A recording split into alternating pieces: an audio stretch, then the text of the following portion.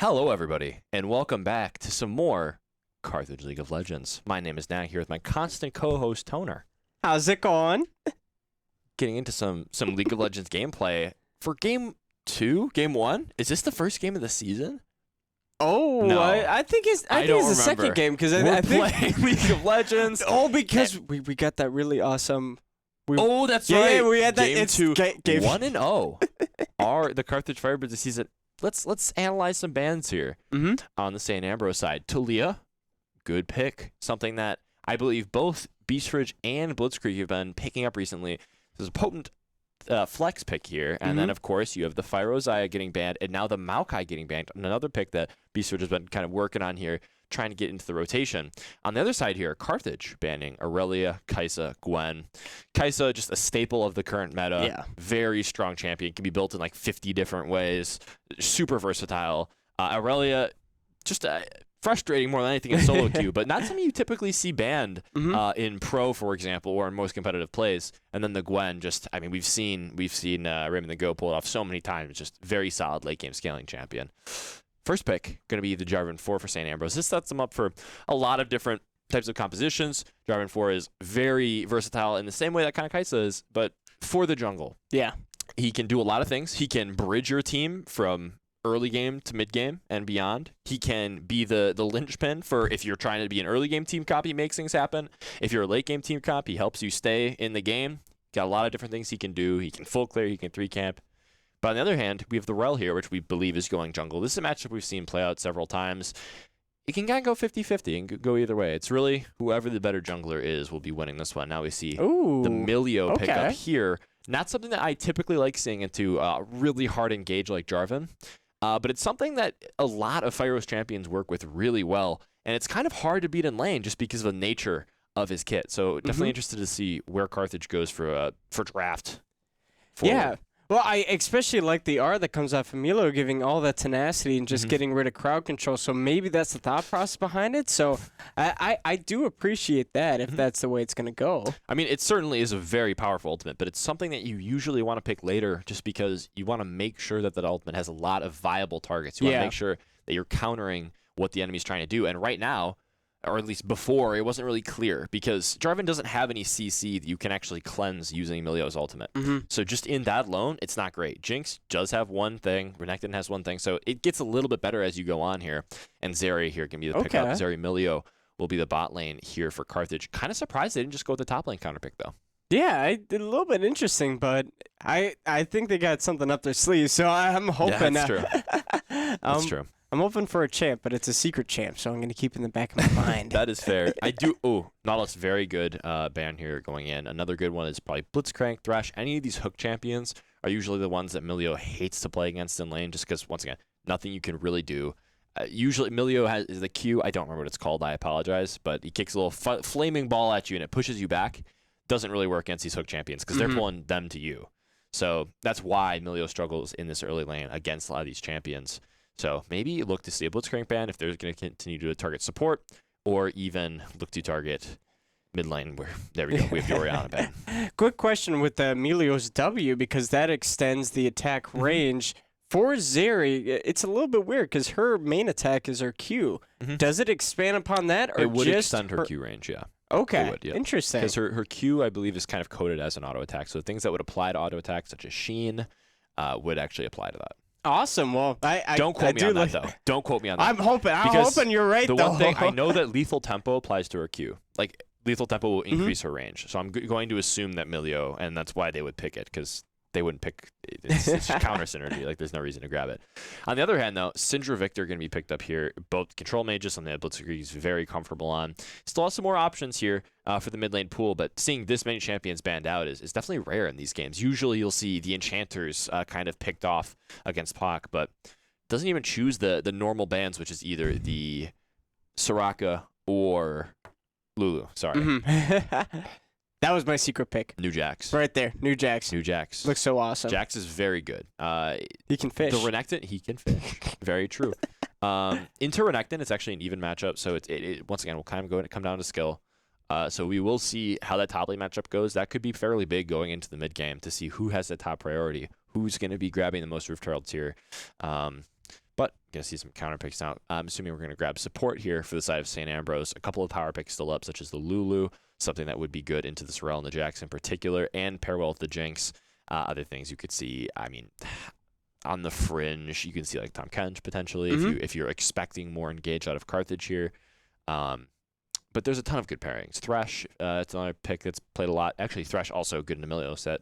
That would be an interesting pick for sure. But a lot of different ways you could go here for St. Ambrose. Let's see.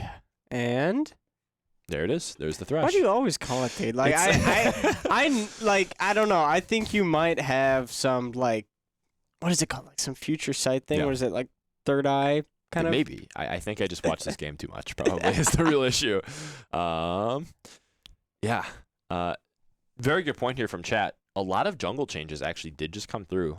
So it's going to be harder to clear the jungle, and you get less experience from pretty much everything. From lanes. Less experience from lanes. So a lot of people have a feeling that the picks such as Jarvan, such as Rel, are going to be very good as they require less resources. So lower resource junglers getting onto the map early, that's probably going to be meta, is what a lot of people are thinking. Sounds good. Is that big change just because Worlds is just right now? And because I know they changed a whole bunch of stuff for Worlds. So this doesn't actually affect Worlds at all. This is just for solo queue right now. Gotcha. Yeah, this is a change that they're looking at continuing into next season. Sounds good. But looking at draft here, kind of a hard one to evaluate. Some consistent themes. It's a very versatile draft here from both sides. It's a lot of kind of not bland, but simple picks. The Ahri and the Renekton are really good blind picks. Just something you can kind of slam and say, hey, not a lot can answer this. Ahri especially, it's so hard to punish an Ahri in the mid lane just because once she gets that level 6 Spirit Rush, she's able to go all around the map and she can dash out of danger. Sorry. Yep. She can dash out of danger mainly from ganks, which just makes her extremely safe. The Charm, obviously, great pick tool, which I'm sure the Jarvan 4 jungler for St. Ambrose here is going to be taking advantage of. So something to look at going towards that mid lane. On the other hand, though, picking LeBlanc into the Ahri is fantastic just because if your assumption is, they're picking Ahri, so they're going to look for some setup on the mid lane. LeBlanc is excellent at evading those ganks, using her distortion, able to teleport all around the lane. It's really hard to kind of pin her down and get that CC onto her. So good pick there. The Jax, as I talked about before, even matchup here for the Renekton. It's considered slightly winning, but that's only once you get into later stages. Yeah. A good Renekton can very easily neutralize this Jax pick early, so that'll be a very big part going into this game. to see who will kind of get ahead. And then in the bot lane, I would definitely give the advantage over to St. Ambrose. You outrange with the Jinx. Thresh has a good amount of kill pressure in lane and has a lot of ways to get this Jinx out of danger, out of this Rel engage, out of Jax trying to find a flank. This Thresh pick has a lot of value and utility. The only real thing that you're going to have to worry about here going into team fights that I'm thinking about is who's going to lock down this Zeri. Zeri's going to have a ton of move speed once you get into these fights. So usually you want some point and click lockdown. Think like Nautilus ult. Like you're just, okay, I'm going to click this button on the Zeri. It doesn't matter if she has 1,000 movement speed. She's still going to get knocked up and we're going to have a chance to kill her. But in this team comp, you might not get that opportunity, especially if Fyro is just having one of those patent carry games. It could be tough to kind of pick off this Zeri. But as of right now, I'm just going to say St. Ambrose has a slight advantage. It's just a slightly easier draft to play out. And of course, you have the late game kind of insurance in Jinx. And I think that Ahri and Jarvan 4 will be able to kind of match up for some easier roams here against the Jax and against this bot lane. For sure, I'm going to have to agree with you, especially on the simplicity part. And simplicity is always key, keeping it as a simple, how do you say it? Coordinated fight. Yep, you know? Streamlined as possible. Like on Jax, for example, you don't really want to be standing in the front of a team fight and soaking damage. You don't really want to be the front line. You want to be sitting on a side lane, which, to be fair, has been Raymond the GOAT's kind of bread and butter throughout this entire season, is just sitting on that side lane, getting as much gold as possible. But if you ever find yourself in that 5v5 team fight, I'm going to give the edge over to St. Ambrose, just because they have the Renekton that's just going to be able to stand in front of everybody, just tank some Zeri Qs, and wait for that engage. But it doesn't mean that it's easy for both sides. This is a very hard draft to kind of evaluate, just because of, once again, these are very standard picks. Pretty much everything that was picked here, outside of maybe, Milio and Thresh, it's kind of hit or miss. But this game could very easily go both ways. For sure, but I do like the more technical side of Carthage's thing. It's just they have a lot more ways that they can go. The side lane pressure from the LeBlanc and from the Jax is absolutely something that the Firebirds could exploit. But when looking at simplicity, you're not really expecting teams to play perfectly around these split-pushing lanes. Yeah. Even if that's something that Carthage has been great at. So I'm just trying to evaluate the 5v5, and in that 5v5, St. Ambrose comes out on top, I think. For sure. Well, hopefully we'll see Carthage pull up on top instead. So that's my hope. That's your whole bit? That's my hope. That's my hope. I'll do my whole bit here. We've got some spectator delay that we're going to be setting up. It'll be a couple minutes. We'll be right back with you for some more Carthage League of Legends.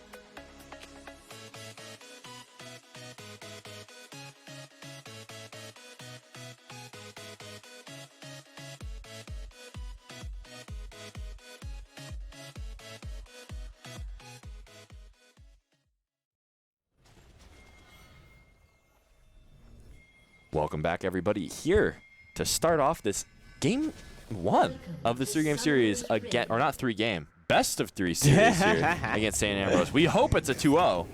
We're biased casters. We're fine with that. We can admit it.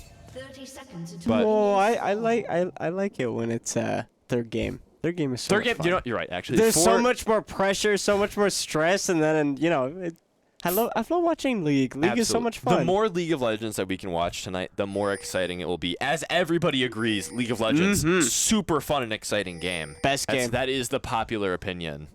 R6 is too, but We can't be talking about Rainbow Six on the League of Legends stream. yeah, Ken. What do we and do? I will. Oh my gosh. Oh, well, something interesting though. They do have the custom announcer voices on, I think, right now for Worlds. What? They have like a custom announcer thing, so if you get a kill, like the little crowd cheers. Do they actually? Yeah, I played today. It was Oh my awesome. God, I haven't even noticed that. It was so cool. It's something that I wish it was like in the standard announcement thing, but Yeah. it still is pretty cool. Hopefully we do hear it. Absolutely. Getting into the analysis. Where are the junglers starting here, Tony? Well, we're starting bot.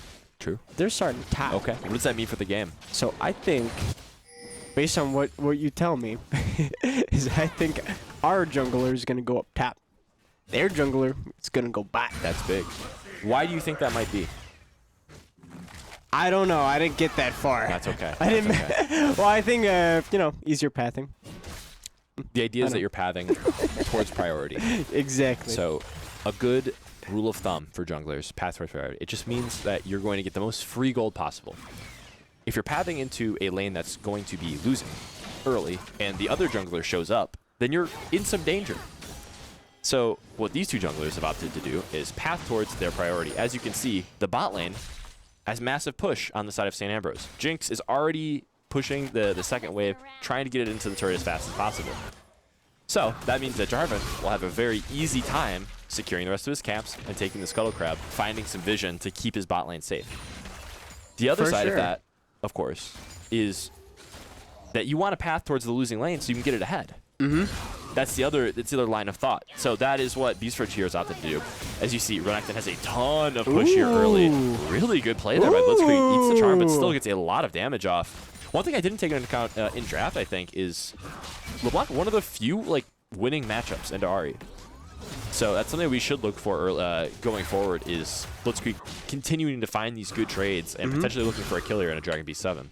But, as I said before, looking to find that weaker lane and kind of get it back ahead. Now you see Beastfridge finding himself in a really good position, trying desperately to hit level 4. Finally does get ability. Did have to expend an ability to get there. It looks like Prey just going to be walking this one away, sitting in the bush. And it looks like she did get on vision as well. So Beastfridge, not much going to be happening here on this top lane. But Scuttle Crab's going to be taken by both junglers here. So not much changing. CS lead for mid lane, though, as we talked about. Slight advantage here for Blitzkrieg. LeBlanc just very strong in that early game. But yeah, no early action here. Probably does favor the Firebirds on this one. Yeah, but, ooh. Okay. There we are. What I did really like at the start is Blitzkrieg putting that ward right there just to ensure that Jarvan was going to go down towards bot. Yeah. Just a little. It was a really good placement. It was, yeah. I mean, really heads up there by Pocket 808 also to put that word in the brush before they got fully pushed in and wouldn't be able to. Ooh. Just so, I would be careful if I was Raymond the Goat here. Renekton is a really strong character in this sort of chase down situation, as you can see. He gets a lot of damage on. He's got a lot of healing. There it is, the first blood. Prey immediately finding a kill on Raymond the Goat. Steps out of position once, and Renekton finds him. Yeah, that was really good at taking advantage of that situation. But Raymond the Goat is back as quickly as he can. And unfortunately, I don't think anything's going to happen. Yeah, I mean, at least nothing more than that. He does get the teleport used here, but that's what I was talking about before. I mean, yes, the Jax does do well going forward into the game. He's a better side laner, but in these early fights, in this early lane, it is not an easy situation to be in. As you can see, Raymond the Goat makes that one mistake, steps a little bit too far past wave, and just gets immediately blown up for it. For sure, and a really good use of flash into it. It definitely worth. Absolutely, but going to be looking towards this bot side now. And just more interestingly, a lot of the time, an issue that some top laners have is kind of converting this lead. So if you have, you can get away with having bad fundamentals in any lane, but especially in top lane, if your mechanics are good enough, if you're able to trade well enough, then you're able to find a lot of advantages, and you don't really need to have good fundamentals. What really matters is how much you can make the opponent lose for their mistake.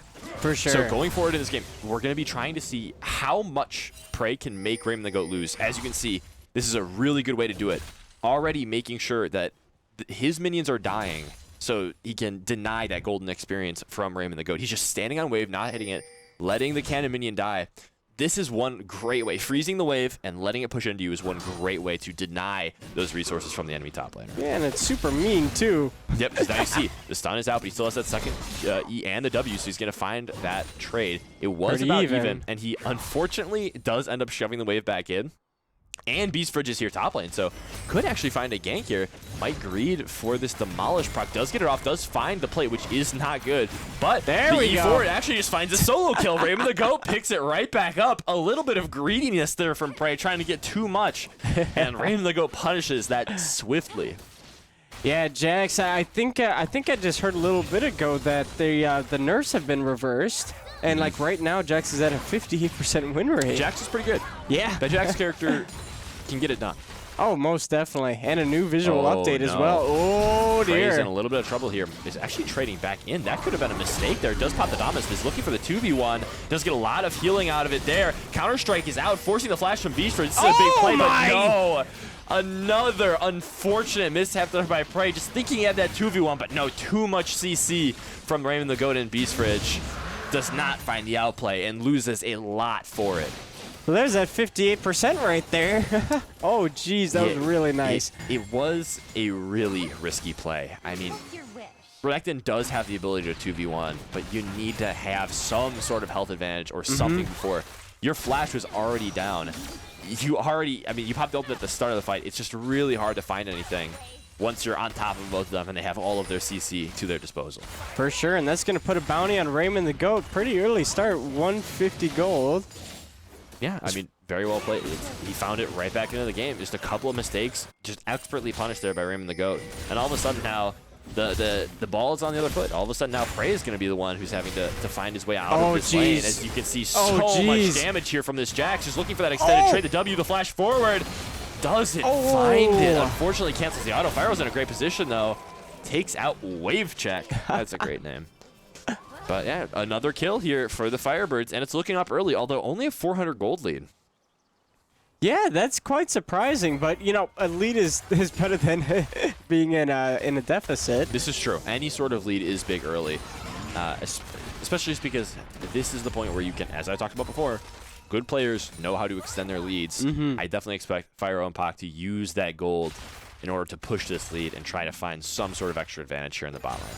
For sure. I wish the cameras were on bot a little bit more, just because I kind of want to see how things are going. Oh, absolutely. Blitzkrieg can be looking for some sort of kill here. Does use the second ult forward. He thinks he has a kill, but just distortion back.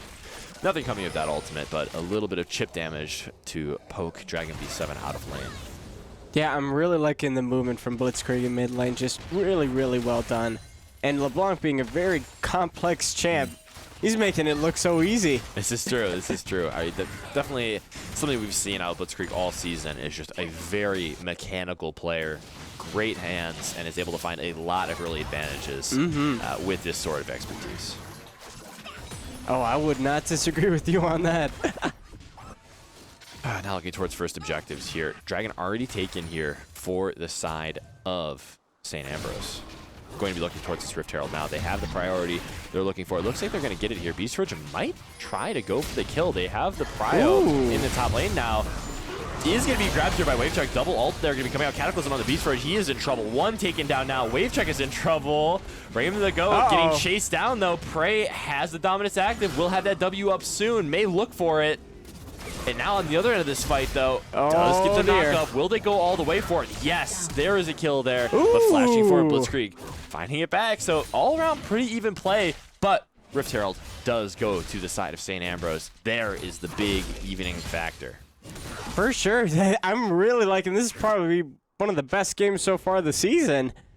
It's very, very neck and neck. As far as starts, this is about as even as you'll get. I mean, a lot of gold here back onto this Renekton that you got to be very careful.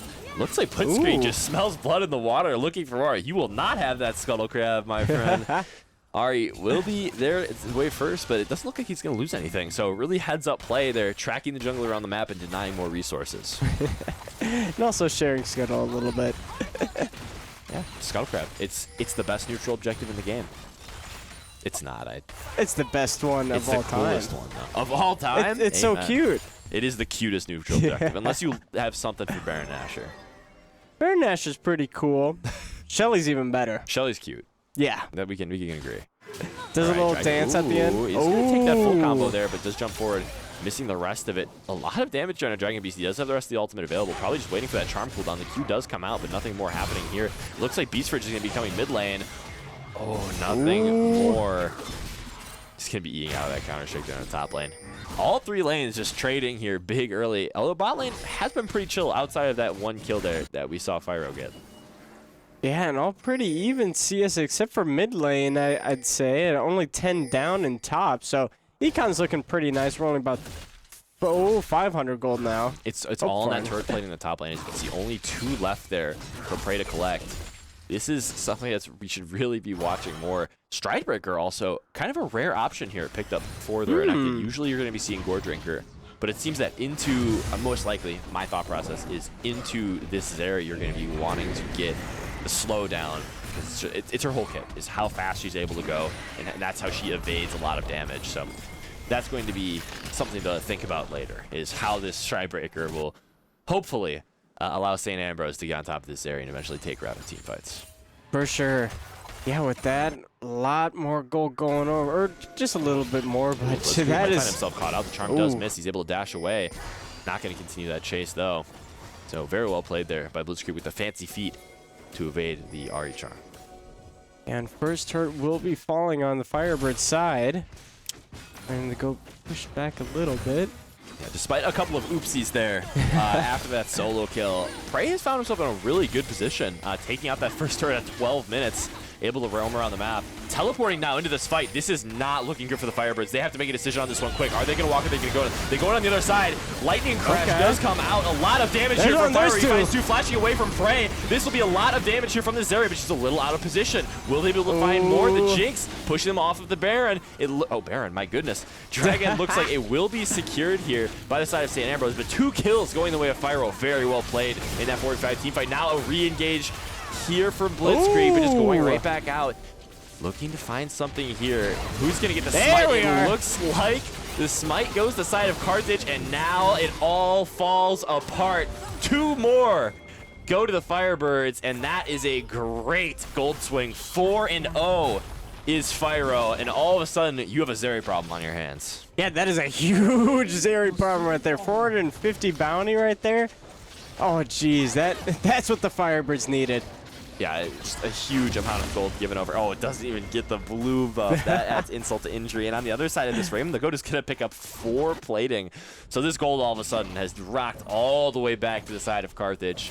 1,500 gold lead here.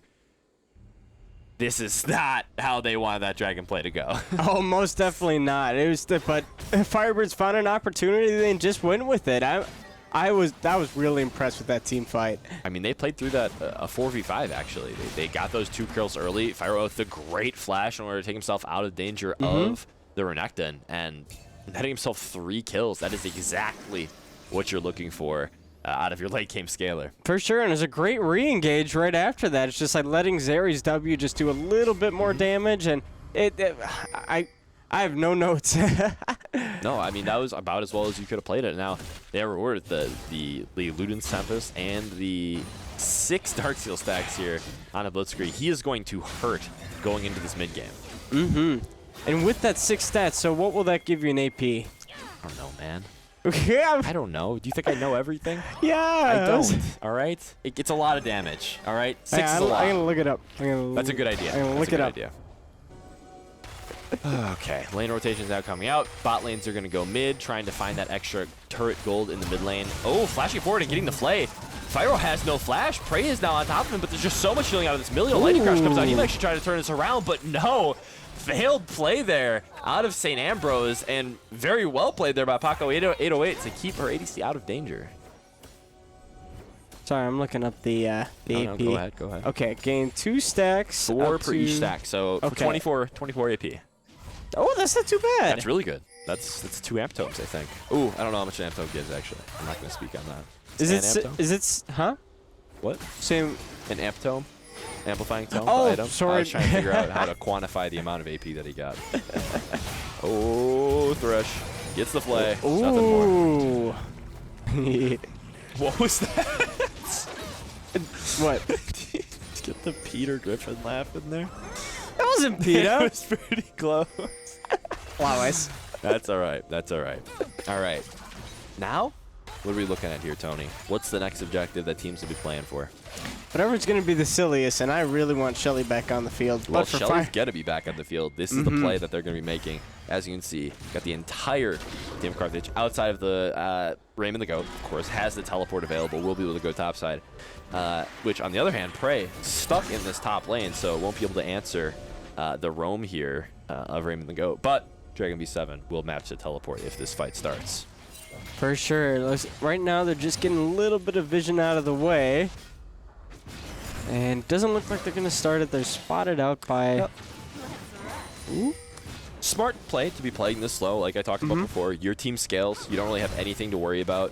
You can play it as slow as you need. Just get this vision very methodically, and then look towards getting this Rift Herald. So. Oh, good, the root does go down. Play here from the Firebirds, and now Wave Check just chunked way too far out in order to get this Rift Herald. They should be starting this right now. Yeah, it would be a really good position to do so. Getting Shelly real quick. Absolutely. You see Raymond the Goat still putting a lot of pressure on that side lane, keeping Ahri jailed on the bot lane, unable to come up for this Rift Herald. So, second objective now going to Carthage, split 2 and 2, 1 Dragon and 1 Rift Herald to each team here. Where do you think that the Firebirds are going to be putting this Rift Herald? At their Nexus. Where do you think that the Firebirds are going to be putting this Rift Herald? At their Nexus. All right, so they're going to be looking at one of the turrets, right? Nah, just put a blue ward over Okay. over there, and That you know, is TP teleport there. over there. Yeah. And then I don't think you can teleport the blue wards. Oh. Yeah, I know. Oh no, I don't like that. Yeah, Well then. Oh, Prey might be able to find something here, although he is on vision. No, he's walking away. Dragon fight coming up in less than a minute, though. Definitely would be giving Firebirds advantage here, especially if they get here first and they don't have to walk through these choke points. So that's something that St. Ambrose has to be really aware of. Just pushing them out of the lane here, but Blitzkrieg finding some great poke before this Dragon. Wavecheck's going to have a lot of trouble here just getting this free engage off just because of how much harass is happening from this LeBlanc pick. They are finding a lot of trouble from it. You'd think that the character with 4 kills would be giving you the most problems, but this LeBlanc weaving in and out and just finding so much damage onto each player here is proving to be a big difficulty here. Putting them almost to half every single time. Luckily, the Chemtech Drake is up, so they got to heal up a little bit. This is true. This is true. I mean, the same thing does apply going from Zeri and LeBlanc. You need some sort of point-and-click CC in order to lock them down. And as I talked about before, just not having any on the side of St. Ambrose is going to be a real pain when trying to find kills on these fed carries that the Firebirds have to offer. I love this terrain with Chemtech Drake. I'll admit, this is my favorite terrain to play on. Yeah. It's a the blast cone's sending you so much farther. It opens up for a lot of different options. Yeah. The extra healing is always nice. Even the vision itself too, it rewards go down to 1 health. I think I just enjoy it. It's really fun. It's nice. Yeah, it was a very fresh choice that Riot put in the game, which is not something you say about Riot games very often. But I was going to say that I didn't before. Griffith is probably going mid. Mid lane is just the turret that you want down off the map the most. I talk about it a lot. I was hoping that you retained something that I said there. I was just goofing around. No, I was just goofing around. But the more mid lane turrets you have down, the more map control you have, just because it gives you more space than a bot or top lane turret. And as you can see, Raymond the Goat also picking up that bot lane turret. Now, hopefully going to be going towards that top lane. Just very clean play here out of the Firebirds. It's exactly what you want. Low interaction and high farm, high scaling, taking as much control of the map as you can. when you already have a lead. There's no reason to opt into a bad fight when you're this far ahead, so you might as well just play clean. For sure, and it's been extremely clean so far, and even vision is looking really nice as well. So I think they're taking a little bit from the Worlds thing, or they're watching Worlds a little bit earlier, because this kind of looks a little bit similar. I'm sure a lot of very good vision line. So typically what you want to be doing is before an objective, set up vision control around the objective. As you can see, there is 4 wards. Oh, will we actually? No, nothing. Spirit Rush is too safe. Yeah. Prey is in some trouble here. It looks like he got a lot of damage down. He's got the healing there, but will he opt for an extended fight? The ultimate comes down from Raymond the Goat. Will he be able to find anything? The Novice actually slows him down enough to get stunned by the counter strike. He's going back in now. Raymond the Goat getting that leaf strike, but it looks like Prey's just gonna be able to run away. And Piglet now also on that bot side, able to support his top laner. It looks like this will be the end of it, but a lot of pressure here being applied by Raymond the Goat on that side lane. Oh, most definitely. You don't want to give any more kills over. That's not good. Flash going out from Dragon Beast, but he's going to be rooted still. Will Blitzkrieg be able to find that one shot? The Orb of Deception going to find a lot of damage. Flashing forward does not quite find it, unfortunately. One auto attack off. You hate to see it, but they're still going to be going for that Baron, just knowing that, okay, we got the mid laner chucked out. It's going to be a while until the Jarvan's going to even be here, so you might as well make this play. And now Raven the Goat's got to be careful. You got to have a 3-man rotation here. Coming onto this Jax. Will he be able to get out? Flashing away. He doesn't have enough mana for that leap strike. EQ combo from Wave Check going to come through. This will be a kill given over to Piglet, so kind of consolation prize for losing the Baron here, but still not ideal. At the same time, use it as a distraction. Yeah, exactly. The Firebirds are perfectly fine with losing 300 gold in order to secure that Baron there. But any gold that Ambrose can get at this point is going to be good, just because of how well the Firebirds are kind of choking them out of this game. Oh yeah, and now they're on their Blitzkrieg. So the top position Spirit Rush is coming out. This will definitely be a kill. 450 gold shutdown going the way of Dragon Beast 7. That is not ideal. I like how we've been talking about right as I start, giving them props for how clean they're playing. Just getting caught out, but still, very good advantages. You still have the Baron on 3 members. You still have a 3k gold lead. You're in a perfectly fine position here if you're the Firebirds. It's going to hurt a little bit because your Darkseal stacks are going to go away all the way down to 1. But at the same time, we can always build it up later. It's certainly not ideal, but it's not the end of the world. Darkseal will not make or break the game. Usually.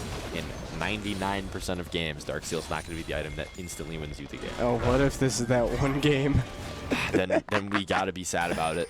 It just is what it is. We're going to cry. Oh, not going to get caught out, actually. Probably really good play with the Strybreaker. Has to pop the ultimate. Fyro also gets the Lightning Crash. I lied. Wait.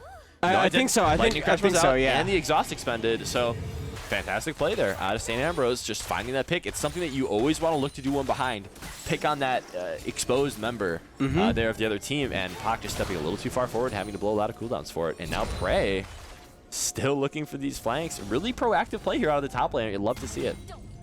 Yeah, I'd say that at the last fight, it's still really good to see that they survived, though. That was a really nice escape.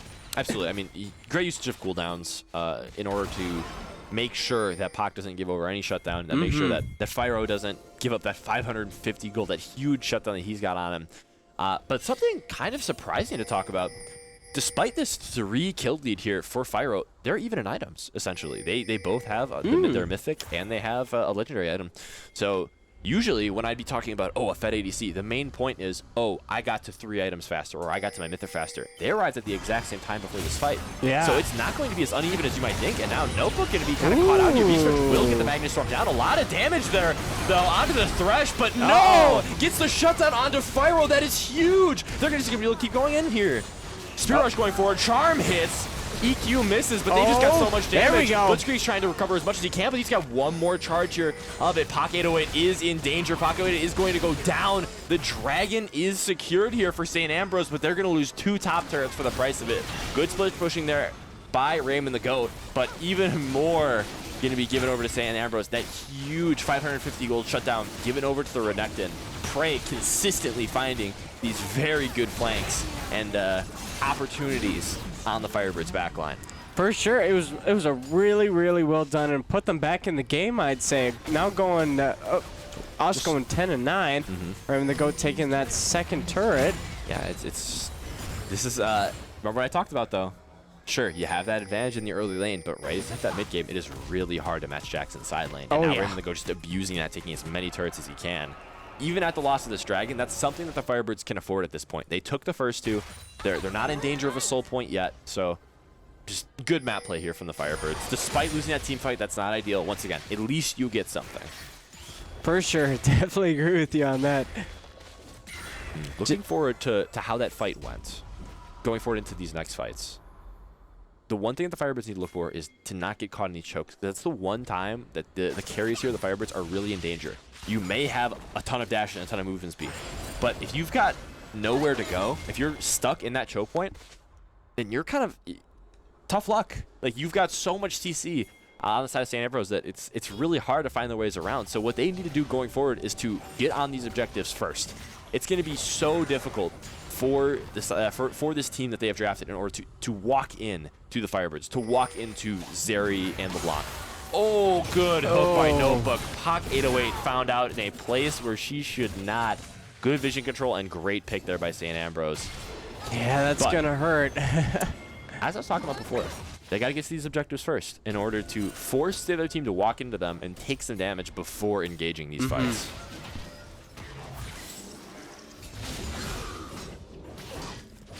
It's like a little party in mid lane. Because there's 4 people, yeah. Yeah, it's a little party. It certainly is. Going to get the Demolish Proc. Hate to say that it's a huge mistake here by the Firebirds, but certainly not ideal, almost losing your tower. It seems like they're going to actually go down, though. Blitzkrieg taking a ton of damage, flashing forward. The Ahri doesn't find the charm. Raymond the Goat is now in the fray. And that's a kill over to the side of the Firebirds. So where I thought they had kind of lost the macro decision there, actually able to pick up a kill here. 2 kills. Now, Raymond the Goat just going to bonk him over the head for another one. So really, really well played. 3 kills. I don't know what Wave Check's doing there, but gifting an extra one over to the Firebirds. And now that puts them in a position to grab the Baron Nashor. So good play at first, but turned catastrophic pretty quick. Yeah, they were trying to recall in Raptors. I don't know. It was a little bit interesting. Yep. They could have just taken that chunk of the tower and walked away. They could have even just committed the tower, but unfortunately, the indecision there leads to a lot of bled gold, and just another great punish here by the Firebirds. For sure, and they're just taking every opportunity that they can at this point, and hopefully one good team fight left, and then I think, it can still go either way. But yeah, you're definitely on the right track. They need one more good objective to kind of push and get that big advantage. And there she is. And there she is, the Baron Nashor. Another one, Dragon would also work just because getting on slow point, it would force your opponent to contest the Dragon no matter what. Because if you lose this Dragon Soul, it doesn't matter which one it is, if it's Cloud, if it's Chemtech, you're still going to be at a huge disadvantage for the rest of the game. That permanent buff is just so strong. So despite the fact that it's going to be a hard fight, I think SAU really wants to try and fight for this little bit of space and kind of prohibit the Firebirds from taking this Baron. Most definitely, but the Firebirds are going to play this nice and easy. They got their vision down. Yep, they definitely could just start looking right now. They don't know where Wave Check is, but they do just have so much priority, so much vision. That should be very easy to start. Then here we go. Baron Nashor, will they be contesting it, or will they just go for the mid turret? I'm not sure they have the time to decide. They're going to be walking into LeBlanc here, who is going to be on vision. They might just be going too slow, although it looks like they do want this fight, so a little bit of chip damage will certainly matter here as they go in. Jinx Rocket doesn't end up finding anybody. Blitzkrieg is going to be fine by the hook and the charm. Will he be able to get the one-shot fast enough? It looks like no. Magnus Storm is on to 3. Beast Ridge with a fantastic engage. Fire on the backside is getting some damage, but Raymond the Goat is running over this team fight. He's just so tanky. Charm finally going to be taking him out now. Flashing in is Bray, finding 1, finding 2, nearly finding 3. Oh, jeez. Almost found a hero play there, but Pock 808 getting the flash, stopping that reset from the Get Excited there on the Jinx. Really well played there by both sides, but still, positive play there for the Firebirds. That's what you're looking for. For sure. No Baron being taken, but that was definitely worth the fight. I thought it was completely turned around once Prey flashed in. Nearly got that damage down, but it just was barely not enough. And unfortunately, extra gold going the way of the Firebirds. And Fyro, near this Lord Dominic's regards, that would be a nearly, I'm not going to say game winning, but it's going to help It's going to help It's going to help a whole heck of a lot. So, as we talked about before, the main thing that you talk about, ADC's getting fed. Sure, you can talk about the snowballing, but whoever gets their mythic first. And then what's next? Lord Dominic's. In my opinion, that item does so much damage. It does so much. Oh, yeah. It removes resistances. It does extra damage against champions that have more HP than you. And by the way, every champion has more HP than you if you're an ADC. So Fyro being closer to that is big. But you look on the other hand, look who's already bought it. Jinx already got it. So you may be an item down, but at least you have the Lord Dominic's. A Oh. lot of different ways here to think about this. As now you see Raymond the Goat getting a little out of position. The slow will be brutal for this fight. Beast for Tremendous, a nice little stun here on a Notebook. A lot of damage. No, actually I lied. No damage coming out onto that, onto the Rel there. Quick little shout out here to Beast Fridge. 15 kill participation of 16. He has been a part of everything this game. Oh, most definitely. Oh, I think they're going to be trying to go for a Baron while we take the their... Dragon for Baron. Definitely a good play here. What will Raymond the go to? He's kind of caught out. It looks like he's just going to try to push that top lane. They do slay the Dragon. Will they get there in time? It looks like they might actually have time to contest. Blitzkrieg is already here. Raymond the Goat's already here. They may not be able to find enough to slow it down, although they have to play really careful not to get caught out before this fight starts. Baron is at 5,000. Will they be able to push it more? No. The stun comes down. Piglet does not go down, though. Fyro already finds one, and this fight has become a disaster for St. Ambrose. And something happens. I'm not looking. Nobody, close your eyes, everyone. Nobody look. Oh my gosh. I hear more blood. I hear more blood. We're good. We're good. Are we good? We're good. We're not good. We're not good. They can't see though. We're fine. Oh. The I heard somebody flash. The Baron, I think, went to Carthage, and the fight definitely did. Hang on, I wonder what happened. I'm gonna push my my audio things together. Yeah. All right. I hear. What do you hear? Unbreakable. That's Rel. That's Rel. Yep. I hear Zeri. Yep. That's her Sarah. Q. Yeah, that's her Q. Emilio. Turret. Destroyed a turret. Big. So Carthage is pushing here with that Baron Nashor, trying to get some more turrets. Inhib destroyed. They're resetting. They're back in base now. This is big. What was that? I don't know. Oh, and we're back in the back. okay. All right. What will happen, everybody? Who knows? The game's close. Well, anything could happen. They do have the Baron. They're up 9,000. So Carthage certainly in the lead here, and on that slow point. But looking forward, how will ASU find their way back into this game here? SAU. I'm sorry, ASU. What am I talking about? SAU. How's SAU going to find their way back in the game? We're going against Arizona? No. No. We're going against St. Ambrose University. Tony. You said ASU. No. You said ASU. Certainly not. Blitzkrieg on a really good flank here. Just trying to get that mid-wave in, trying to get more towers, trying to end this game as fast as possible. Not allow St. Ambrose another chance. Beast Fridge does give us some CC there, but it's practically nothing with how much armor he's got at his disposal. Pushing on 2 waves just like you should. Just like a nice principled team would. Nice little stun here on the wave check. Is going to EQ out. The flag and drag taking them to safety. Flag and drag? Flag and drag, that's what it's called when the Jarvan jumps forward at that. That's the nickname for it. But yeah, I like that. It rhymes. it does. It's a bar. It's a bar. I love the Oh, chat. I there love we the are. emotes at chat here. Remember the Goat just going to be leap striking out. Good hook here. Found on the Blitzkrieg. The stopwatch taking him out of danger. And now the position of ASAU kind of taken out of balance. Notebook caught with the stun. Two-man Magnus Storm. Beast Fridge wants to end this game quick, and he will. Fyro with the triple kill.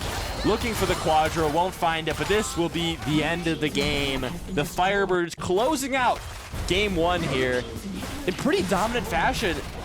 13,000 gold lead by the end of the game. 12-25 is our score. And that's how you start off a series, my friends. That was great. That was really, really good. It was very well played.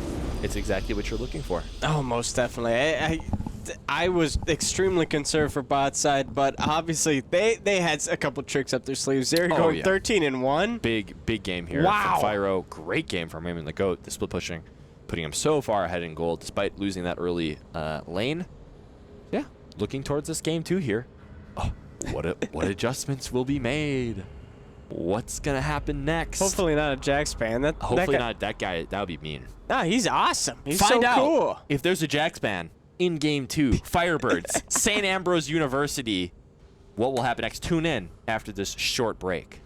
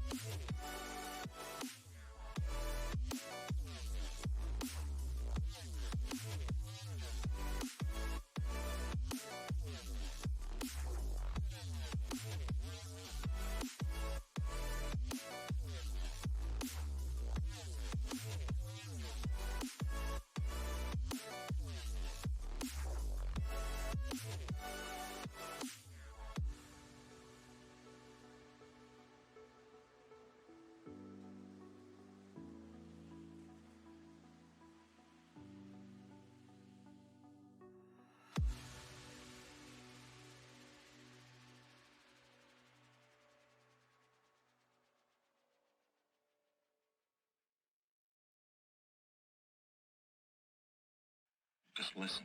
That's the way computers talk to each other.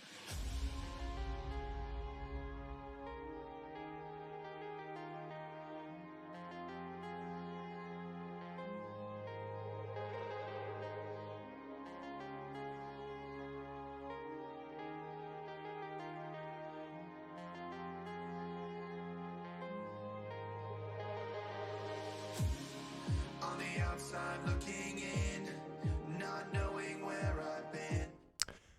Welcome back, everybody, to some more Carthage League of Legends. We're waiting here. We've got a screen in front of us that we can't quite see the draft, but I can tell you for a fact, Talia Rel, Kaisa, and This kind of looks like Lodal. it looks like Aurelia. You I think it's play- Aurelia. Oh! Yeah! That's what Nice! I'm talking about. Okay. You play Lodal. You play I do. Lodal. I do. Yesterday it was going into the draft here. We got a Renekton ban. Good ban. Solid ban. Good ban.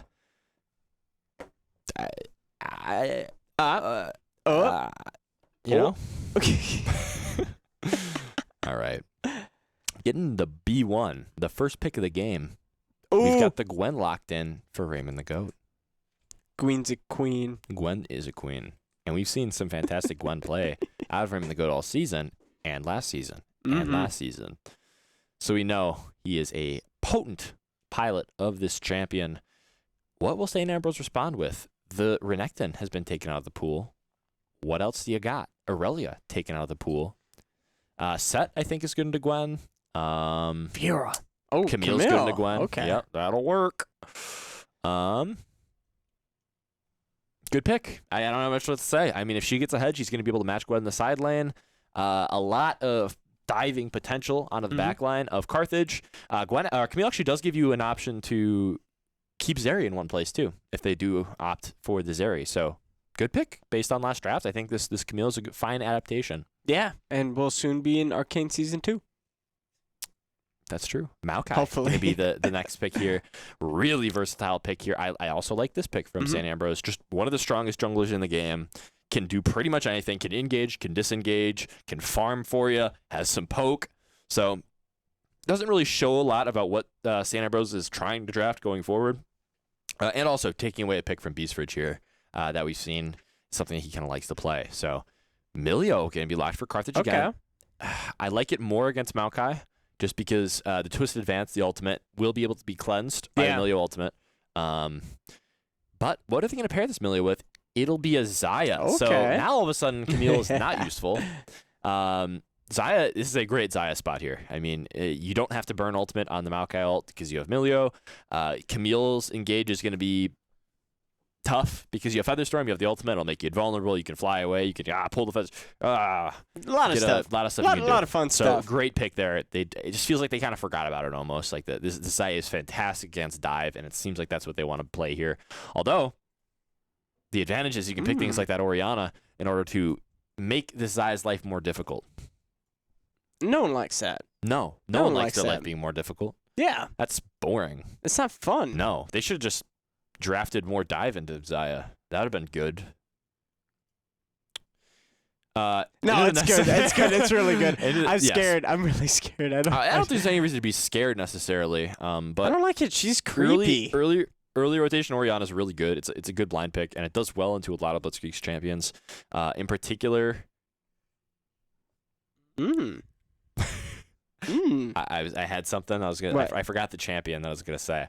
LeBlanc and LeBlanc and Syndra are the two main counter picks. I can see Carthage picking Azir here, which is a very good front to back pick. Has a lot of range. Is also good disengage into this Camille, and has an okay lane against Orianna. So definitely could be a pick that could be looked for the Firebirds here. But otherwise, as I was saying before, Orianna good in lane, good team fighter, and is good in Desire just because she has that extra poke with her ball and super creepy, big mechanical ball. Super creepy too. And super creepy, that's true. Super creepy. Lucian and Nautilus are going to be the two bans here. Very good bans. Getting that Nautilus out of the pool, just getting the Xayah ult right away is really, really bad for Carthage. Also, as I talked about before, hook champions into Milio tends to be pretty rough. So just very smart to take that out of the pool. And then Lucian, a champion with a lot of poke with his ultimate, can just take Xayah down to an HP that she's not comfortable with. Good ban. Ashe is going to be the pickup here. I do like this Ashe pick, although I feel like you could have saved your mid pick later and then pick the Ashe on R3, on R3, because you already saw everything and you can just save counter pick unless you were expecting that they were going to ban the Orianna or take the Orianna going to the next pick, which is very possible. I know that Blitzkrieg does have an Orianna. It's not something that's super common, though, as the Nocturne's getting hovered.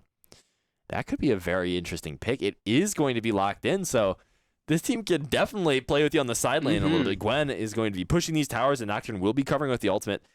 It's a smart pick. It definitely makes the potency of ending through a side lane and getting gold that way through taking turrets a lot more viable. Although it won't be super strong in these team fights. Now the Sylas going to be locked in. I mean, you get Orianna ultimate. I don't know what more to say. Yeah. The lane can be difficult, but I mean, Sylas is fantastic in these team fights. Will provide engage all by himself. Obviously with this Nocturne too, they'll just be able to find a lot of good engage onto the backline of St. Ambrose that doesn't have a ton of peel yet. So this support pick will actually be pretty important here. The Alistar is not something that should be picked into the Sylas. That's one of the best ultimates for Sylas to get. Something you can look at is potentially I had it in the back of my head and it came Disengage true. for Renata Glass is always good. It So came the Ashe true. Renata. The Ashe Renata. You should have said something. You could have looked cool like me. You could have been like, oh, I think they're I going to didn't pick think it was Renata. going to actually happen. I say that like every single weekend. Yeah. I was like, okay, maybe change it up. Maybe just think it in your head and it would happen. Dreams do come true. This is true. This is kind of a tough place to be in because Milio, I don't think can cleanse it with his ults. Actually, if he's CC'd himself, he can't cleanse it. No, so he has no, to be he cannot. He has to be very careful about how you position. Especially you have so much CC on St. Ambrose's side, and they're a team that wants the other team to engage into them. So it's a very interesting dynamic of okay, which top laner is fed? Whoever has the stronger top laner is going to get prio on the side lanes. And now you're looking towards team fights, and both of these teams have some very explosive team fighting potential on the side of Carthage. Obviously, you have the Sylas, you have the Nocturne, just stuff that you can immediately get on the back line of St. Ambrose. But now this new tool in the toolbox of St. Ambrose, the Renata, able to keep one member alive for maybe just long enough to evade that pressure and defeat the dive. For sure. I think it's really nice. There's so many ults that we can use with that Sylas can use. That's true. But as you know, I love Renata. There's a lot of champs that a businesswoman, a marketing major herself. It's amazing. There's once she gets to level 11, it's gonna be very scary. You do not want to see Roman the Goat being hit by it. You don't want to see Fire getting hit by it. It's just gonna be very, very, very deadly. It's just got a lot of great tools here. I think Milio is good. Even though we talked about if you're getting CC'd yourself, you can't ultimate. Usually you're going to be kind of in the back of the team fight, so it's not something you're going to have to worry about too much because you'll just let the first few people get hit by it, and then after they get hit by it, you ultimate, and then you'll get frenzied, of course. But your auto attacks don't really do damage, so it's not going to matter too much. The main pick that I'm looking for here, the kind of X factor in the draft of the Firebirds, is the Sylas Nocturne. These are two champions that are super dynamic. They need to find these advantages because they will get outscaled late, especially against Maokai and Orianna. These two champions are just useful at all times. You have so much CC. You got to be really careful here if you're St. Ambrose of these two in particular, because if a Nocturne gets ahead and you're able to start influencing these side lanes pretty much at will using the Paranoia, the ultimate, all of a sudden your map is going to get closed in. You're going to be losing so much gold in these side lanes, and you're going to have to dig yourself out of a hole. Yeah. And having a bunch of nightmares as well.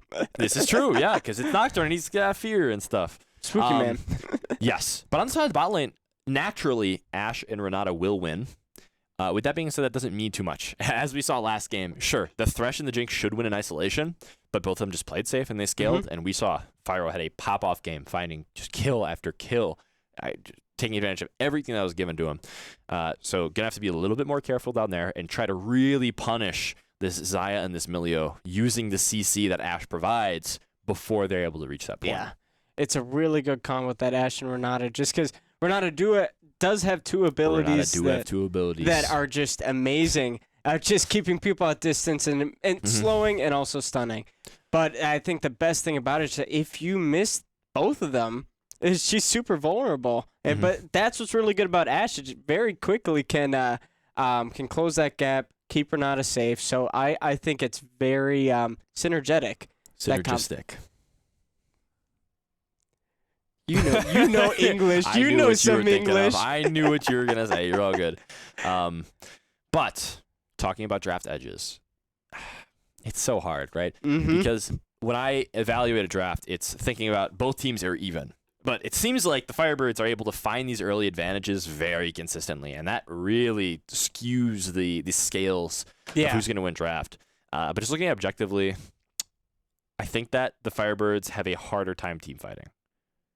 I say this every game though, and they keep winning. Yeah. So I think a harder time. I'd agree with you earlier on. I think later on it's going to be a little bit easier for them. I think that's fair. My main concern is that there's a lot of CC that you need to use Milio ult on, and you only have so many of them, right? You can only use it once.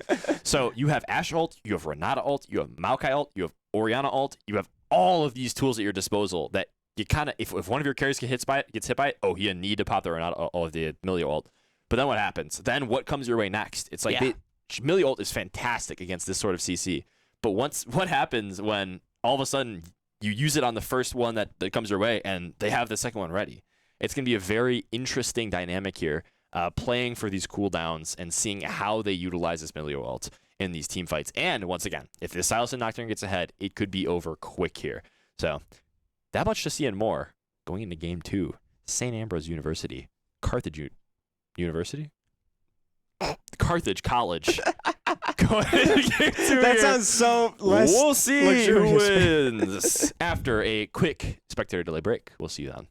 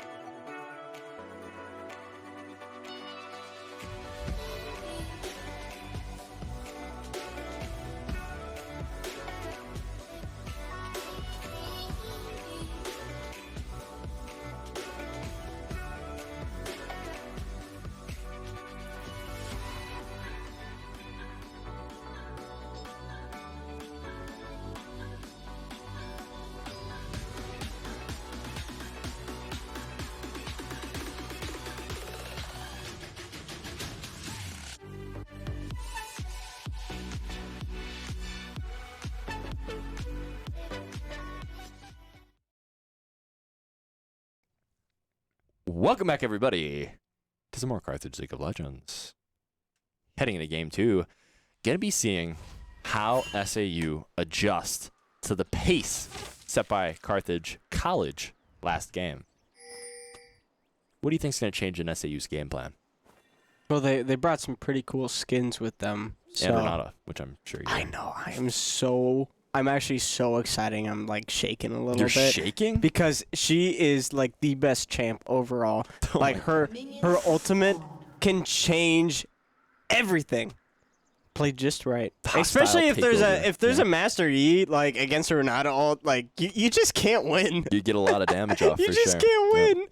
It's so funny when that happens. It is a good pick. Oh, and she has the new skin. La Ilusión. Renata Glass isn't the prestige. A little bit bummed out, but at the same time, I respect it. It's okay. I respect it entirely. What do we got to say about our junglers, my friend? Well, one's starting top, one's Yeah. starting bot. What do we get? What does that mean? What does that say about us? Oh, the top- Prey. Gonna find some oh. almost good trades here using that adaptive shield, but ultimately going to be down a lot of HP. Go on.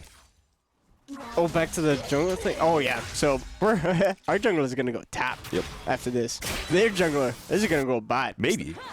So you see Maokai, wave check, started on the Raptor camp, and looks like he's moving up into this Krugs and maybe looking for a gank. So it looks like this game, the jungle's decided top lane is this dynamic lane. We've got a lot of kill pressure here on both sides. First strike Camille is interesting. Usually it's Conquer or Grasp, so it's going to be interesting to see how that works. But the question is, will Maokai jumping on this top lane quickly prevent any sort of gank here from Beastfridge? Is this the play? I'll be very interested to see where he goes from here. A lot of damage is going to be going on to Prey here. The adaptive shield is still going to not really be the difference maker here, as Maokai is resetting now. I feel like you could just look for that gank right away, but no, just going to be opting out. That could be painful looking forward here, just because of how many minions, maybe they're going to have stacked, and how much pressure he is in this top lane. You'd have to be worried about a dive here if you're this Camille. Yeah. That's been interesting. Yeah, just kind of a surprising. Oh, a cheater reset. So this is what happens when on the fourth wave or third wave, if you crash a wave or half a wave and the cannon wave, you'll actually be able to get back to the lane before your minions or before the enemy's minions have crashed under your tower. So it's just a way to save some gold and get an early advantage, in this case in the form of an amplification. Is it called? Did you just say a cheater reset? Because it's like cheating, because essentially you lose nothing and you come back stronger than the opponent. It's like cheating in that way, because you don't lose anything for taking a reset and spending your gold on an item. You learn something new every day. That's I believe that was interesting. trademarked in Korea. I don't remember who first coined the term cheater reset. Cheater did, of course. Cheater, of course. Faker's brother, Cheater. I just saw that Faker got has his own suit with I think it's Ralph Lauren. It's crazy. Oh yes. my, that. I don't think I've ever seen that in esports. He's an icon. That's so cool. He's one of the top. 2 words here. Making sure that bottom brush is spotted out. There will be no surprises. Hey, no Galahad, funny business. We do the same thing every single day. We do that every single day. Wave Check, though, found himself in a kind of interesting position with a pushing wave. Might actually be able to find this kill as Maokai, but Prey not able to find the hookshot stun. Nothing's going to land here. So far, pretty uneventful. The reset by the Maokai, looking to the spot gank, wasn't too successful, but ultimately, nothing really changes. Got some slight advantages here on the top side because of that good reset, and just because of how well Raven the Goat's been trading throughout this early game, but ultimately, even game. Yeah, I can't wait for all the bloodshed soon. That is, wow, dude. It's going to be What's awesome. gotten into you? We're not a glass. It's going to be so cool. It certainly will. Waycheck really hovering on this bot side. He really wants to find some sort of advantage here going forward. As now you see Prey looking for a little bit of trade here, but going to be losing a lot of HP. Raymond the Goat popping the Ghost, trying to find a kill here. You might have to expend the flash. Prey does. Now looking on this bot side, the Flea coming out, just deterring that bot lane gank. Beastfridge playing that really well, playing it really safe, making sure his bot lane is having a nice, comfortable early game. For sure. You gotta keep it comfy. Especially a big one I talked about before. You really want to be finding kills on this Ashe lane just because you have so much pressure. You make one mistake against this Ashe, and the slows will be able to mow you down. Yeah. And it looks like Fire really knows the limits against this champion here, and has been able to set up just a very even lane phase. So exactly what you're looking for in a lane that's going to ultimately outscale. I'm really loving how this Ashe and Renata are playing it so far. It's very very, very well done. Oh, that's interesting. She built Relic Shield. yeah, on I've never done that before. Yep. So the Interesting. reason that you do that is because you're actually outranged a little bit into the Xayah. So if you do walk up to try and proc the Spell Thieves, you could take some damage for it. Whereas with Relic Shield, you're able to execute minions, which allows you to push the wave faster. Still get priority for early dragons, which it looks like they'll be looking towards, as you can see. Hopefully Maokai's gonna be clearing down here. So it just gives you a lot of extra agency in the early game, just because your bot lanes are going to be pushed up, and you're going to be able to get these early objectives even easier. Yeah, and that's really nice for, especially with the range that Renata has, right? Because you see most of that being done with melee supports. So, ooh. Uh-oh, Beast Fridge definitely is going to be here for this play. Hookshot accidentally goes in there. The slow from the ultimate from Gwen might be able to find it, but no, it looks like Prey's just going to be walking out. Unfortunately, doesn't have the TP or anything, but maybe looking onto Beast Fridge here. The stun will go through. The root will follow. The fear will come through. Will Prey be able to find a hookshot now? Doesn't look like it, though. Just going to be walking back, taking that nice reset. Although, that wave is really bad. He's going to be losing a lot of gold if he tries to get away here. So, looks like they're just going to be trying to get the wave in to ensure that no funny business is going on in this top lane. As you can see, still, bot lane pushing in waves into turrets, just getting more extra gold for themselves. I'm loving the skill level, that, especially this game. It's everyone's playing very safe, very smart. Oh, and Prey. Come on. Oh! Just barely able to find his way out. Really trying to get that waved in, and Raymond the Goat nearly punishes him for it. Raymond the Goat still has a TP, so despite the fact that he's been playing 1v2 first. So, Flash ultimate. So clean by Blitzkrieg. Sits down Dragon Beast there with the Flash ultimate. And there's the first skill of the game. So, not so even anymore. This Syndra. Oh my god. This Sylas finds himself in the exact position that he's looking for. Oh, most definitely. That was a really mean play by Blitzkrieg. I mean, yeah, it's a perfect play, though. You get the flash out, and ooh, you're out of position. And all of a sudden now, Wave Check's got to be really careful. Beast Fridge is here, but Blitzkrieg is at half health. You see the Hextech ultimatum comes out. Blitzkrieg's in some danger. Now Prey will find the first kill, but you see 4 top. Beast Fridge is in some danger. Where did the squad come from? Double kill going over to Prey. That 400 gold. Oh my god, that 700 gold will be huge going forward in a lane that has been kind of an issue for him. Yeah, that was not a good... Not optimal. Yeah, but then... Not optimal. A little bit of a greedy play there. But also, very good awareness there by Notebook to be in the right place at the right time. Mm-hmm, most definitely. Yeah, and was that... Because which 4 were up there? There was everyone but the Ashe. Yeah, okay, so everybody but the Ashe.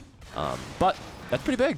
Yo, that's going to be huge. The assist money is going to be spent very wisely. The 50 gold, or 150, sorry. Oh, yeah. Oh, going in. Prey. Not finding much. That's all right, though. This is kind of how this lane will get. You see, he is a little bit behind on gold. Or, he's about even in gold. I apologize. But down in a level. So you do have that a little bit less damage. So just playing it careful, playing it safe is always going to be the smart way to go. Now, hopefully, Maokai finally looking towards the spot lane. As you can see, still so much priority. It just not much that Nocturne can really do before he is level 6 in these situations. So, hopefully, going to be looking towards that first dragon once he finishes up that Gromp. Mm-hmm. Oh, yeah, no one has taken drag yet. Mm-hmm. Interesting. Yep. The kind of problem is they've waited so long now that, that is unfortunate. I think that Raymond the Goat does have the ultimate, so he'll be finding a lot of damage, but Adaptive Shield's going to keep him going. Just going to kind of walk away from that one. So ultimately, Prey didn't really lose too much for that. And now, Raymond the Goat finds himself without the ultimate, with Prey going to have the ultimate of his own up soon. So might look for a kill up there. For sure. Yeah, that's going to be about 25 seconds, so it doesn't have to wait too long. Yep. Gets the assist ping going. Yeah, Wave Check has found themselves in some really good positions early. Oh, Prey is so low up here. This is a very dangerous position to be in, a full level down as well. But it looks like Beast Fridge just going to be continuing on that bottom lane, just trying to get a kill, hopefully, for this Xayah, who we've talked about so many times. If she gets the gold that she needs, could be a linchpin in the success of the Firebirds. Oh, this is here so comes dangerous Maokai. for Prey. The Ghost comes out. Oh, Hexagold Lead was perfect. Maokai will go forward. Raymond the Go finds himself caught out under the turret of SAU, and that will be another kill going the way of the Maokai. That was extremely smart. Yeah, just knowing that eventually Raymond the Goat will go for this, pull the trigger on this play. So now Raymond the Goat, no ghost, no ult, and nothing else to protect himself from this now very, very fed Camille. It is very tough, but something I was going to talk about before that play happened, Maokai did not take any advantage of the huge pressure that this Ashe and Renata were able to create on the bot side. So now they're going to lose this first dragon for it. And now, once the Zai gets the Kraken Slayer, that gets her first item, all of a sudden she'll clear waves so fast that any sort of wave push that the Renata provided, the pressure that the Ashe had, it kind of goes out the window just because these feathers are going to be clearing these waves so efficiently as we're seeing now. For sure, yeah. I do not like Ashe at this stage. That's usually... sometimes I'll ban Ashe, sometimes I will ban Samira. Most times Samira, but Ooh, ultimate comes down. That I don't also think what I that hate. was... it felt kind of wasteful there. I think just trying to prevent the turret playing from going down, but I'm not sure what that really changed. I feel like if you just wait to use that ultimate, it's all team fight or trying to use it cross map. Oh, Raymond the Goat taking the first bad trade of the game, actually. I mean, but hey, when you have that much gold on you as the Camille, it's kind of hard to miss those. Even though, despite the fact that there's been so many people in this top lane, Raymond the Goat, to his credit, still up 25 farm. Yeah, Gwen is Raymond the Goat's one of his favorite champs, so always trying to do good. Oh, And this Orianna's just been kind of getting abused in this laning phase. It's been impressive that she hasn't died as much. As now you can see, good trading here once again from this top lane, but the minion and experience advantage still Raymond the Goat's. So we will see how he tries to utilize that going forward. As you see 3 top lane, this could be a dive opportunity. I'm surprised that Orianna, like, she's pretty much going even and even with Prey a bad spot. The chains connect. What else will be coming towards Prey here? Camille ultimate goes down. Hextech ultimate. Beast Bridge is tanking. Having to flash out, though. The full dive comes through. There we Raymond the go. Goat secures the shutdown.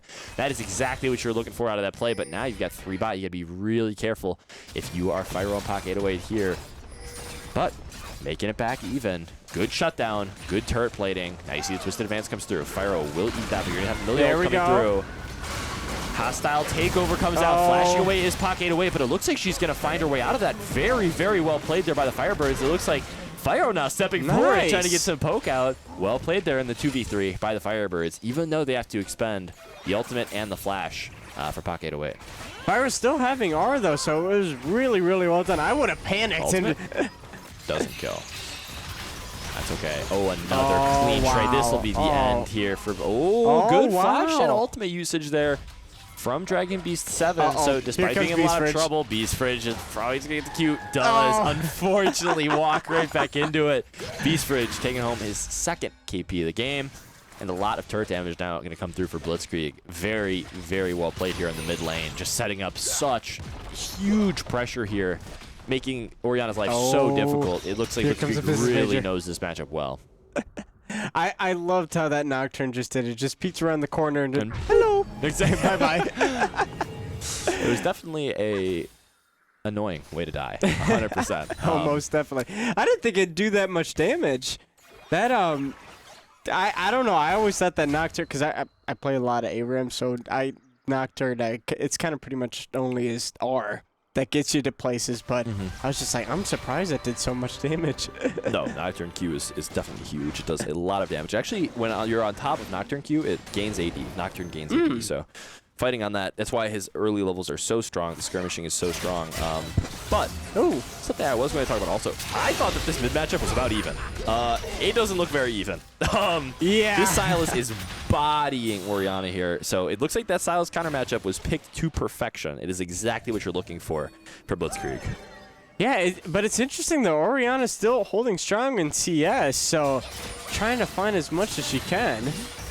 Definitely is impressive that despite those 2 solo kills there, still only down about 10 farm. So props to Dragon B7. I mean, it's losing gracefully. That's kind of the key of these hard matchups. Most definitely, but they're going to be extremely useful in the team fights to come. Absolutely, absolutely. I mean, this Orianna still will be a team fight monster. The problem is, as I talked about before, once Sylas gets ahead, it's real hard to stop him, and he's already got the first item Second one on the way, and the Dark Seal has been purchased. So you have to be really careful here if you are Blitzkrieg. And now, another good trade here. Coming out on the Raven the Goat. Will they find a kill? Who knows? Rift Herald crashes, not much happening there.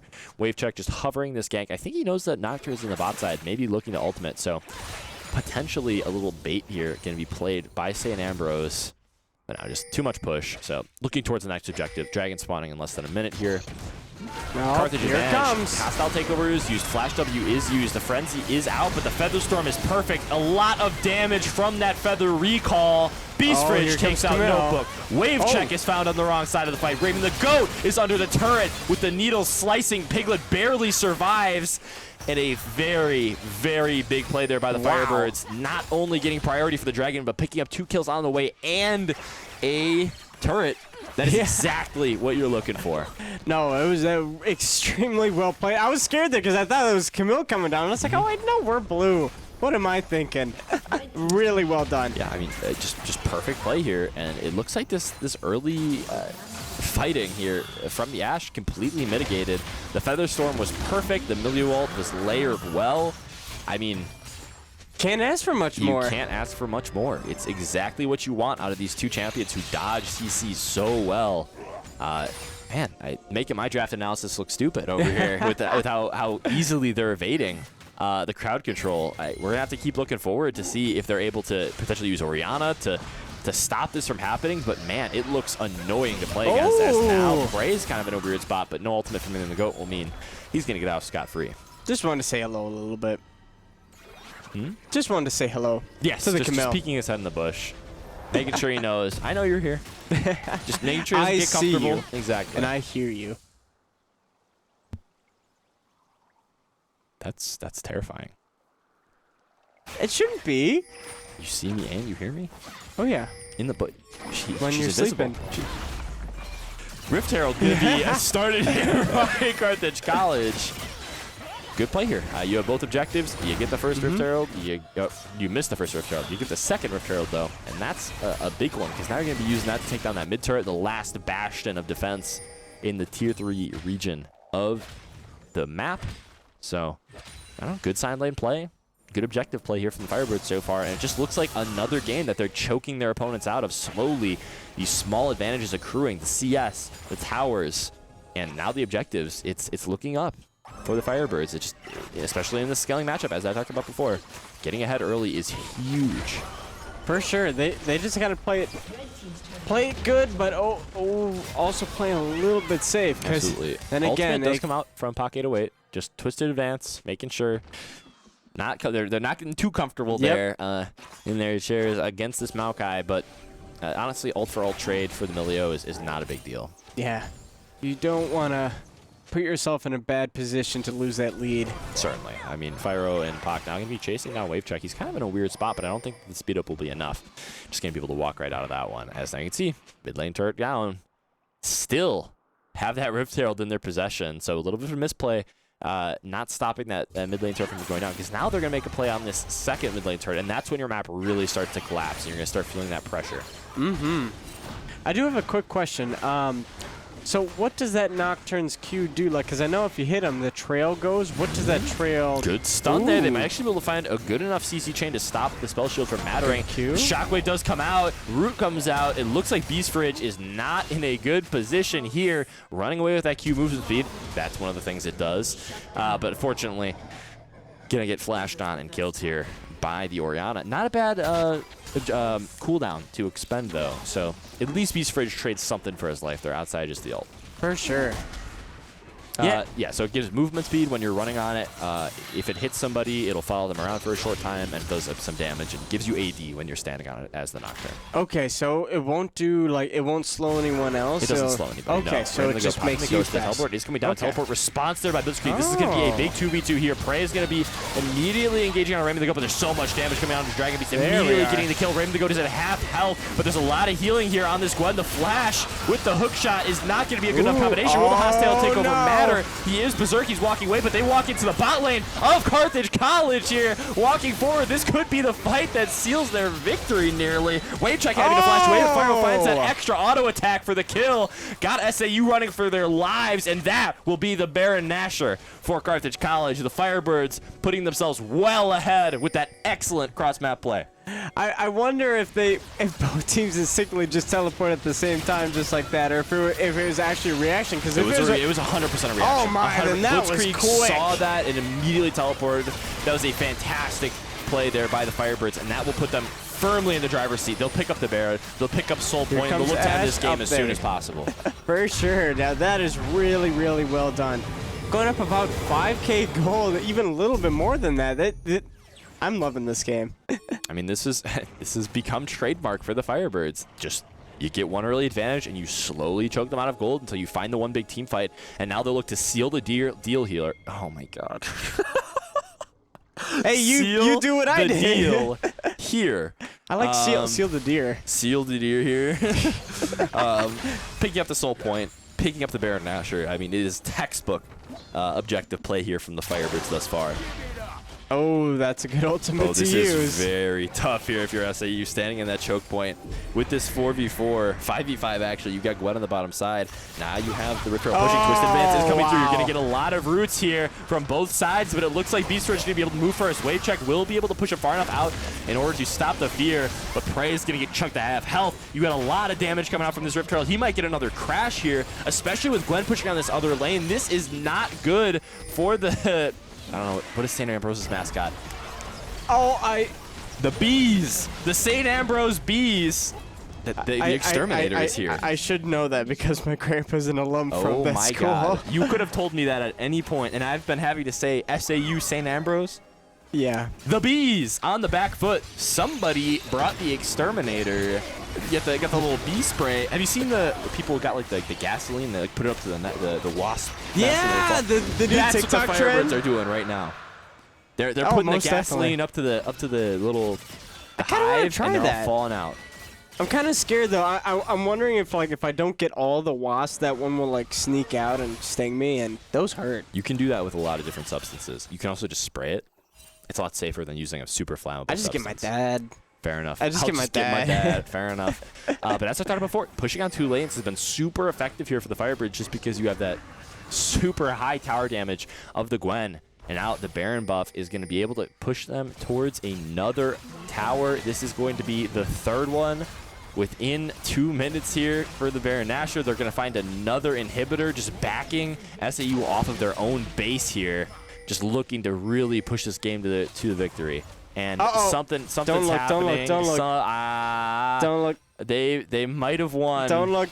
It could have been a big comeback though. I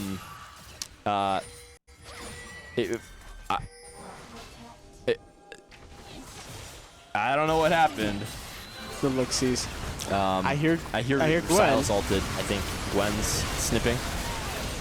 Big team fight. They're gonna end the game. Gwen's going in. Hextech ultimate comes out. There's a flash somewhere. Red team inhibitor has gone down. That's the 3rd one. They're looking to close out the game here. It all goes silent. That was so spooky. I think they reset. They're looking to end on the next push. Oh, there they are. Yep. Those Camille. Clearing the waves. They're desperately trying to push these waves out of their base, it looks like. Oh, there we are. See? Wicked smart. They're pushing these waves out of their base, just trying. Oh, they only took 2 inhibitors. Interesting. But yeah, I think the Firebirds are just going to look to close this out on this next push here. Nah. You get Soul first. You have to, right? Just for the stats. Yeah, because it's awesome. I want to see Soul. Soul's awesome. In other news, though, this is... I like seeing these types of games because, sure, they're slow. They're kind of low kill, but having a 14-kill game and being so dominant in it is a sign of a really good team because that means that your macro, your objective control is really good if you're able to find enough advantages to put you this far ahead in a game that only has a 4-kill difference. Whereas you saw last game, it was like 23 kills or something. It was a huge kill count. Now, once again, this is what we've seen the Firebirds do this far in the season. Just choking the opponent out, slowly finding more gold on the map, finding CS leads, having safe lanes, not dying to jungle too much, and then with Raymond the GOAT on these split pushers, finding these huge advantages on side lanes. It's become their staple, and I'm excited to see them continue this throughout the season. Yeah, I mean, this looks like, oh.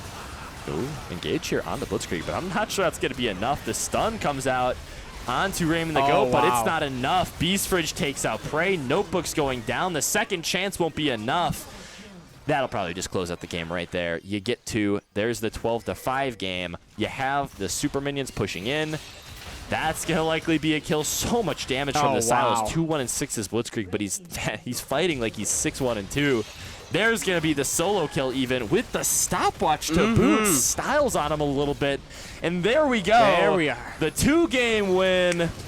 Series over. The Firebirds 2-0 on the season now. Escaping with the first game. The first games were tough. This one breezing right through, playing a swift, clean macro game that seals the victory. That's what you want to see. They just forced St. Ambrose to play their game, and that's something you don't want, is to bully it into it. And I found it extremely exciting. Both teams played extremely well tonight, and I mean, I always love seeing my grandpa's college play. Of course, and it's even better to beat them. So going in, I don't know if we have a post game interview. I wish I could tell you. I hope we have one. We're checking. We don't know. It'll be a little surprise. So stay tuned in here for a little bit longer. We'll see if we can get somebody up here for you. But otherwise, very clean games. It's a great sign for the season. We've seen a lot of very good fundamentals here from the Firebirds. So yeah, we'll be back with you next week here on Wednesday. What other teams are playing this week? Please do tell. Who else is playing? I wish I could tell you. No, I what think other sports? Overwatch is Thursday. Overwatch Thursday. Tune in for Overwatch on Thursday. What's on Friday again? What do we got on Friday? Nothing on Friday this week. Oh, nice. Maybe next week, Friday. Monday. Valorant on Monday. Tuesday. Tune in next Monday. Tuesday. Rocket League. Super Smash Brothers. Oh my! So many good games here on the Carthage Firebirds esports Twitch page. We're on Twitch, right? I think so. We're on the Twitch page. And you know what else you should follow? You should follow us on our socials. Oh, yeah. Carthage Esports on anything. Why don't we have Find a us on TikTok? Instagram. Why don't we have a TikTok? We got to have a TikTok. We're going to try and get that TikTok for you here, folks. But in other news, tune into our socials. Get our other games. We got Overwatch tomorrow. You best be tuning to Overwatch. That team is good. But we'll see you next week, Wednesday, for some more Carthage League of Legends. See you then.